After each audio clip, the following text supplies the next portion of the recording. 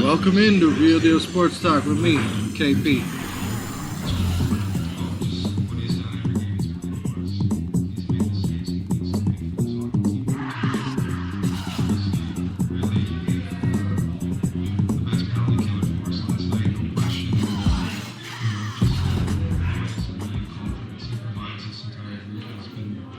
Hey, I'm back with you guys. Thanks for listening in.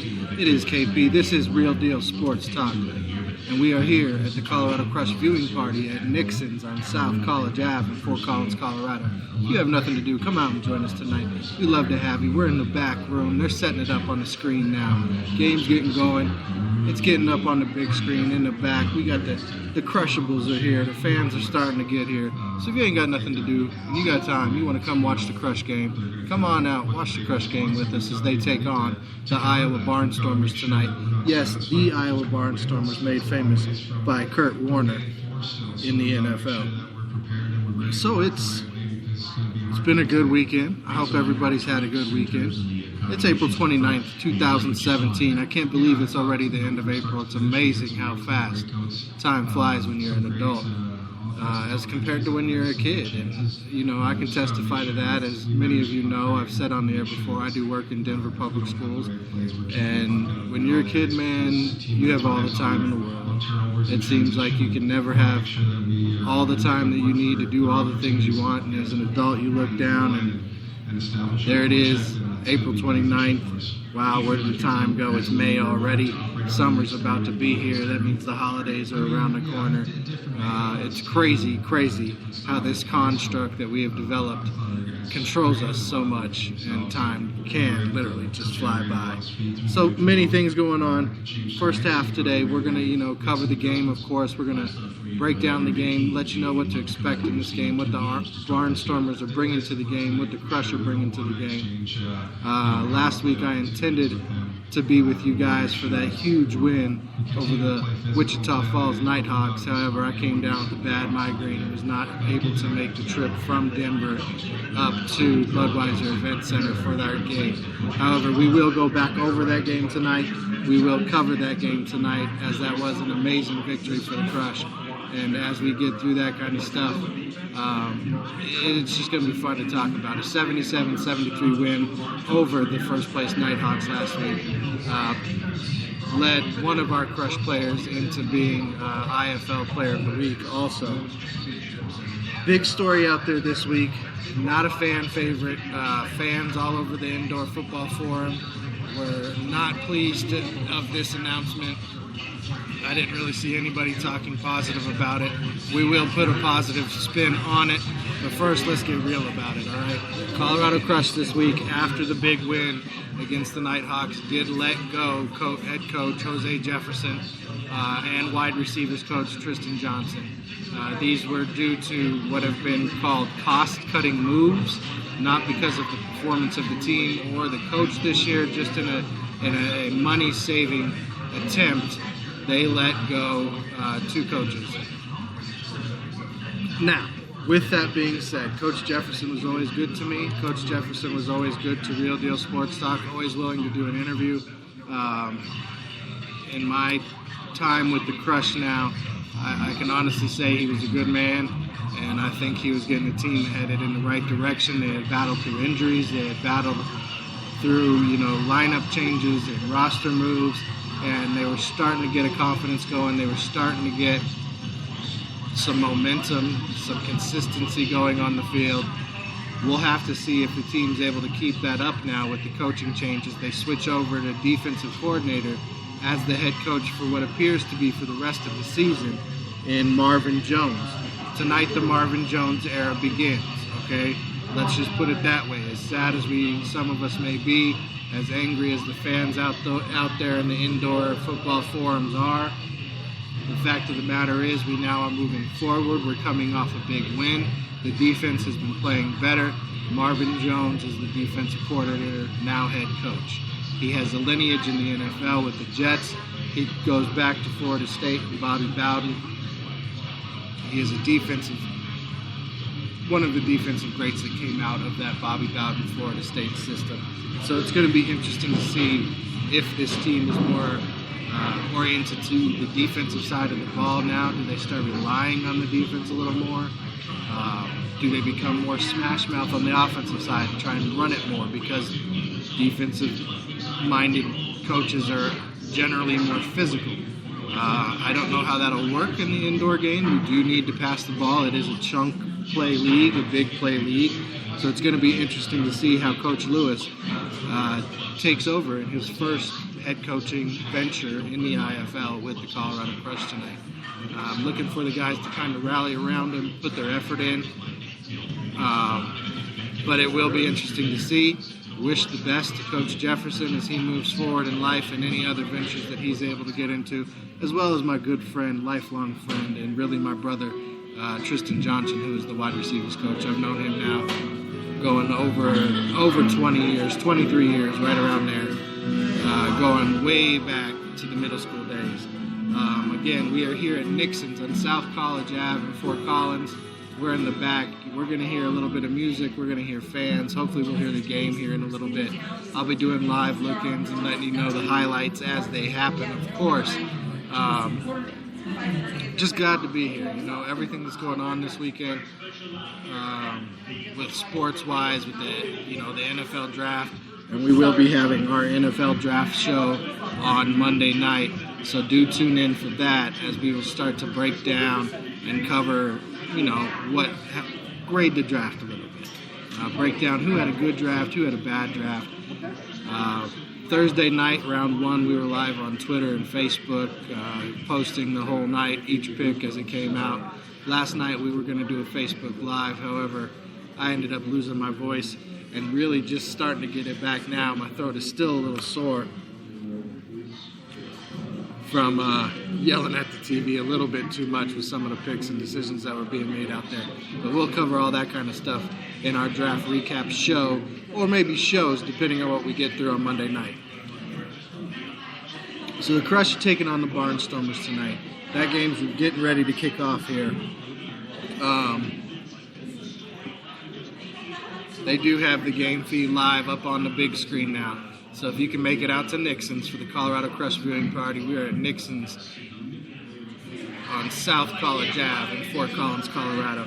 And again, this is Real Deal Sports Talk with KP. You can follow us on Facebook, Real Deal Sports Talk with KP. We are on Twitter, Real Deal KVP. We have a Google Plus community you can reach us at. We do have a GoFundMe page right now, as we are trying to raise some money to get some better equipment so we can bring you guys a better product. Have live call-ins and things of that nature. And of course, there's always our webpage. You can check us out, realdealsportstalkwithkp.com. And you can always email the show at rdst.wkp@gmail.com. So there's many ways to get a hold of us. There's many ways for us to communicate. If you ever want to get down and you want to get on the show or you want to debate, let me know. We'll do that. We'll have you on. It's all love. It's all fun. And that's how we keep it real here at Real Deal Sports Talk with KP. So let's get into last week's game a little bit. The Nighthawks and the Crush. Amazing game last week as the Crush. Actually, you know what? Skip that. Let's jump to the schedule. I want to get all the schedule out of the way since the last time I was able to be with you guys, because there's been quite a few games since then. We were last together on the 14th when the Crush took on the Empire and fell 36-24 in that one. So since that game on Saturday the 15th, we had two IFL games as the Barnstormers topped the Danger 48-14. The Sioux Falls Storm topped the Green Bay Blizzard 55-33. On the following Friday the 21st, the Nighthawks, that's when the Crush took on the Nighthawks and dropped them 77-73 in what turned out to be an amazing offensive game. Saturday the 22nd, these same Barnstormers took on the Cedar Rapids Titans and won that game 31-25. The Sioux Falls Storm took on the Blizzard, won that one 56-49. The Danger topped the Screaming Eagles 49-30. The Empire topped the Rattlers 60-51. And then on Friday the 28th, just yesterday, the Danger topped the Titans 50-38. And that catches us up on the IFL schedule in action that has been out there since the last time we were able to be together, which has almost been 2 weeks now. That's a little surprising. You know, I hated missing last week. It was too bad I missed that amazing game that the Crush put together and that victory. But you know what? I think we can get another one tonight. We'll rally around, like I said, head coach Marvin Jones and defensive coordinator, and we'll put together a good performance to him tonight. I really feel like that's going to happen. I think this team's turned the corner, and I don't think they're going to let the letdown of Coach Jefferson moving on derail this in any way. So, moving on to the box score from last week, just letting you guys know how it goes. Colorado jumped all over the Nighthawks in the first period, 26-15. Nighthawks made a nice comeback in the second quarter, pretty much matching that effort with a 27-13 second quarter. The teams were tied in the third quarter, 14-14, and the Crush, with that last second drive led by Leighton Nadler, took the game with a 24-17 fourth quarter advantage and a final, as we said, of 77-73. As we get down to the stats from that game, it's pretty impressive. Both teams over 20 first downs. Nighthawks 23, the Crush 20. Breakdown of those, the Crush had 14 passing first downs, 5 rushing, and 3 on penalty. Where the Nighthawks had 16 passing and 7 rushing with 0 penalty first downs. That's something we do need to repeat tonight, Crush fans. We need to have 0 penalties, giving them extra possessions. That is a definite way to help you win a game. Third down efficiency could be better this week, as last week we were only 25%, 1 out of 4 on third down, giving up 50% on defense, 4 out of 8. On fourth down, we're going to have to tighten that up on defense a little bit this week also, as Wichita was able to go 2 for 2 on fourth downs last week. Total offense, Wichita put up 374 yards to the Crush's 327. They ran 51 plays to our 40. We outgained them per play 8.2 to 7.3. The Crush are kicking off to start the game. They take the kick at the goal line, return it up the middle to the left side. They have a crease, and they are taken down on the Colorado side of the field at about the 21-yard line, as the Barnstormers will open up this game on offense. So getting back to last week, Colorado only had 67 yards rushing to the 101 that the Nighthawks were able to put up. However, passing-wise, we kept it pretty close, 260 to 273. Liam did have 9 passing touchdowns. Return yards were pretty much in the same ballpark, 204 to 195. Like I said, this was a real close game, and Colorado took the lead with a mere 6 to 10 seconds left in the game, and were able to hold off Wichita Falls as that game expired.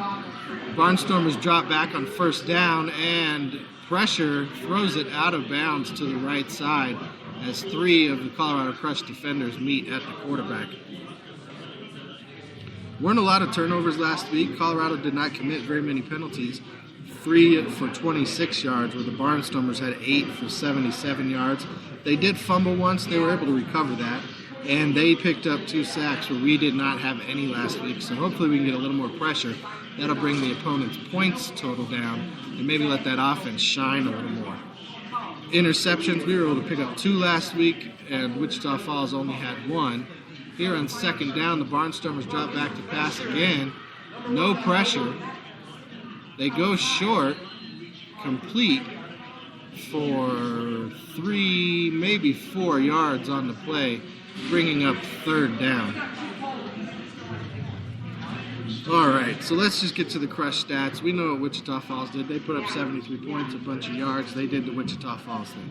Liam Nadler, 18 of 23 last week for 273 yards, 7 touchdowns, and only the 1 interception.